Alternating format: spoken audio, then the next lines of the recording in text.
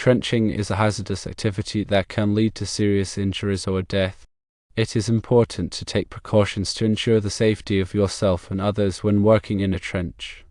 Some common trenching hazards include cave-ins, oxygen deficiency, toxic gases, falling objects, and electrocution.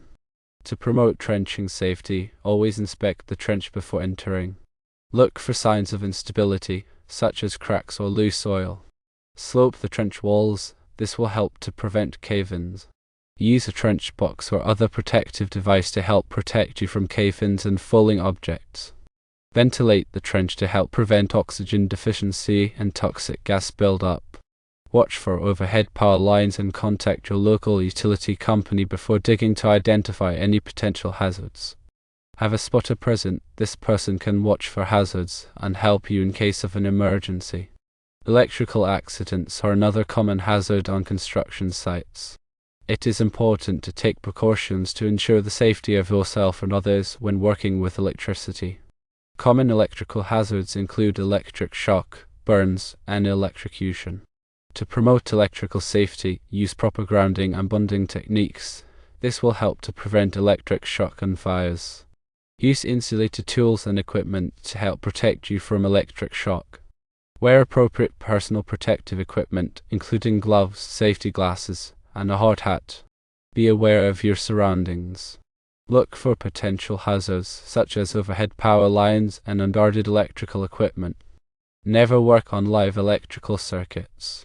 Always turn off the power before working on any electrical equipment. If you see an electrical hazard, report it to your supervisor immediately. Grounding ensures a safe path for fault current to return to the source, tripping the circuit breaker or fuse and energizing the circuit. Bonding connects non-current carrying metal parts to create a low impedance path, minimizing voltage differences and reducing the risk of shock. Personal protective equipment, or PPE, is crucial. Insulated gloves protect against electric shock. Safety glasses protect eyes from arc flashes and debris. Hard hats protect against falling objects and head injuries. Regular inspections of tools and equipment are necessary. Damaged insulation, frayed cords, and malfunctioning equipment can create hazards. Ensure that all equipment is properly maintained and inspected before each use. Lockout/tagout procedures are essential when working on electrical equipment. Before starting any work, disconnect the power source and apply a lock and tag to prevent accidental re-energization. Training and awareness programs are important for all personnel working on or near electrical equipment. Employees should be trained to recognize hazards, follow safety procedures, and respond to emergencies. Maintaining a safe distance from overhead power lines is crucial. Use caution when working near power lines and ensure that equipment and personnel maintain a safe clearance distance as specified by regulations. Working on de-energized circuits is the safest practice. Always verify that the power is off before starting any work, using a voltage tester to confirm the absence of voltage. Awareness of the work environment is also important. Be mindful of potential hazards such as wet or damp locations, which can increase the risk of electric shock. Additionally, ensure proper lighting and ventilation in the work area. In trenching operations, cave-ins pose a significant risk. Soil type, moisture content, and depth of the trench can all contribute to instability. Proper sloping or shoring techniques are essential to prevent cave-ins. Sloping involves cutting the trench walls at an angle to create a stable slope. Shoring involves installing supports such as trench boxes or hydraulic shoring to reinforce the trench walls. Competent person inspections are crucial. A competent person, as defined by regulations, should inspect the trench daily or more frequently if conditions change to identify potential hazards and ensure that protective systems are in place. Atmospheric testing is also important. Trenches can accumulate hazardous gases such as methane or carbon monoxide. Before entering a trench, test the atmosphere for oxygen levels and the presence of toxic gases. Proper ventilation can help to remove these hazards. Additionally, safe access and egress are necessary. Provide a safe means of entering and exiting the trench, such as a ladder or ramp located within 25 feet of workers. Protection from falling objects is crucial. Ensure that materials and equipment are stored away from the edge of the trench to prevent them from falling into the excavation. Underground utilities pose a significant risk during excavation. Before digging, contact the local utility companies to identify and mark the location of underground utilities. This will help prevent damage to utilities and potential hazards, such as electrocution or gas leaks. Emergency procedures should be in place. Develop and communicate emergency procedures in case of an accident or cave-in. Ensure that workers are trained in rescue techniques and have access to necessary equipment. Continuous monitoring is essential. Monitor the trench conditions continuously for signs of instability such as cracks, bulging, or water seepage. If any hazards are identified, stop work immediately and take corrective action. Electrical work, grounding is a critical safety measure. It provides a low resistance path for fault current to flow back to the source, causing the overcurrent protection device, such as a circuit breaker or fuse, to trip and to energize the circuit. This protects personnel from electric shock and prevents equipment damage. The grounding system typically consists of a grounding electrode, such as a ground rod or ground plate, connected to the electrical system through a grounding conductor.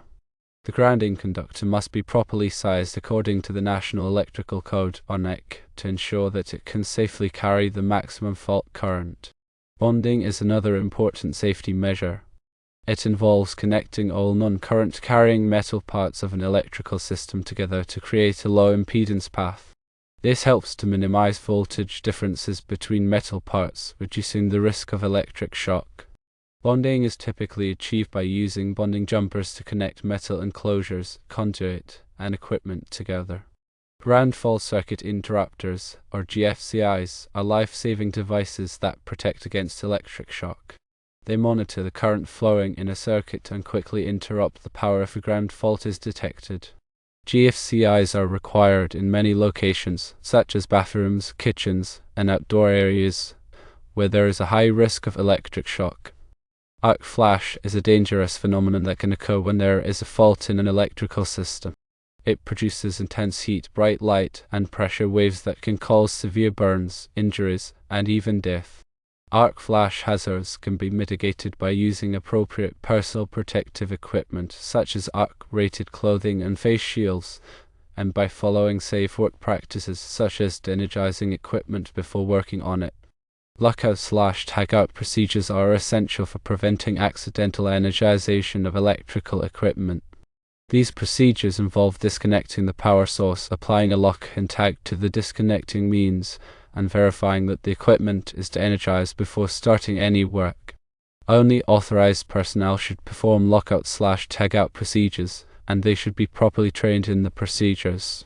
Safe work practices are essential for preventing electrical accidents. These practices include maintaining a safe distance from energized equipment, using insulated tools and equipment, and avoiding contact with water or other conductive materials while working with electricity.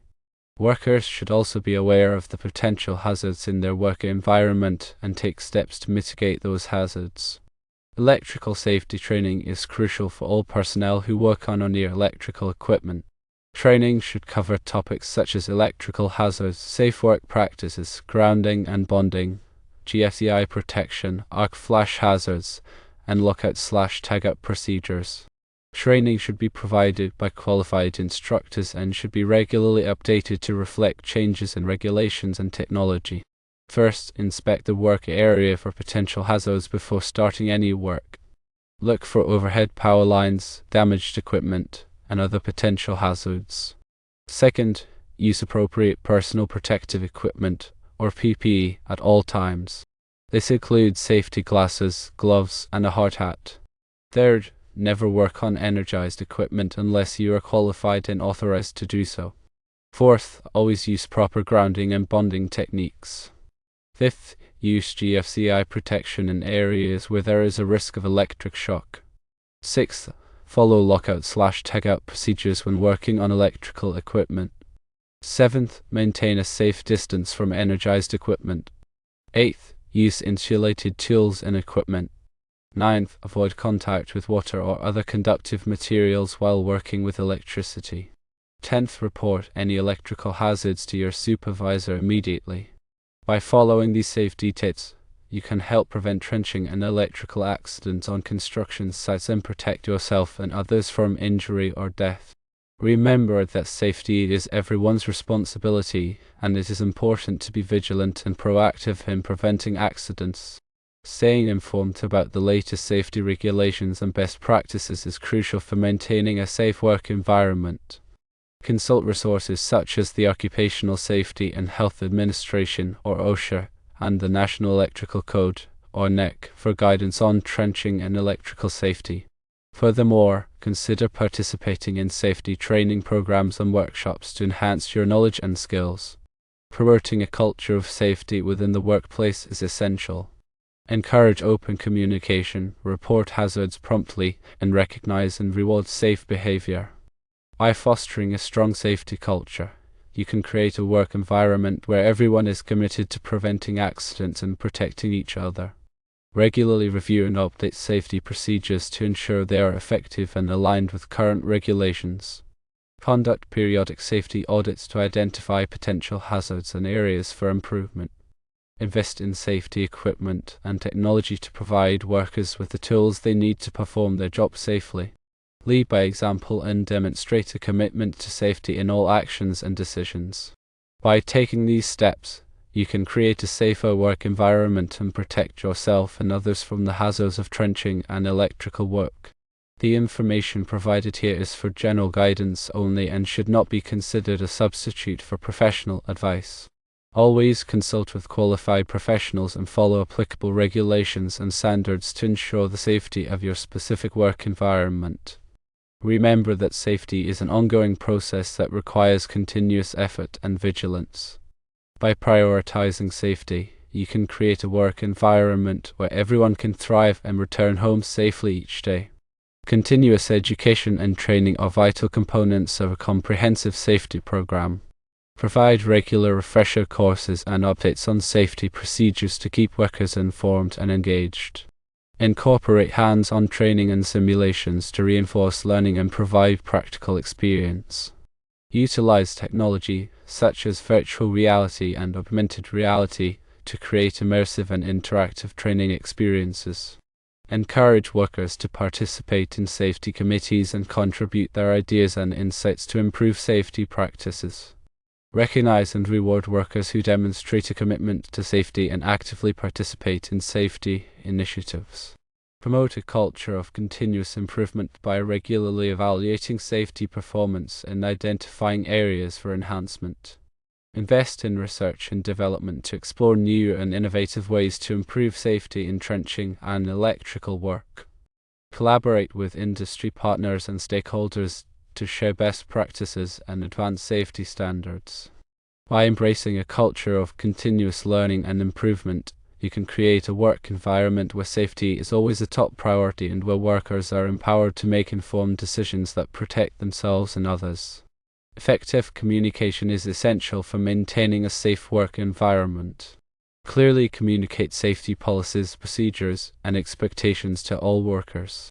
Use a variety of communication channels, such as toolbox talks, safety meetings, and written materials to reach all workers. Encourage workers to ask questions and voice concerns about safety issues. Provide regular feedback on safety performance and recognize and reward safe behavior. Establish clear lines of communication for reporting hazards and emergencies. Ensure that workers have access to the information they need to perform their job safely. Promote a culture of open communication and transparency, where workers feel comfortable speaking up about safety concerns without fear of reprisal. By fostering effective communication, you can create a work environment where everyone is informed, engaged, and committed to safety. Leadership plays a critical role in creating a safe work environment. Leaders must demonstrate a strong commitment to safety and set a positive example for others to follow. They should actively participate in safety activities, such as safety meetings and inspections. They should empower workers to take ownership of safety and encourage them to speak up about safety concerns. They should provide adequate resources and support for safety initiatives. They should hold themselves and others accountable for safety performance. By providing strong leadership, you can create a culture of safety that permeates the entire organization. Remember that safety is not just a set of rules and regulations, it is a mindset and a way of life. By embracing safety in all aspects of your work, you can create a safer and more productive work environment for yourself and others.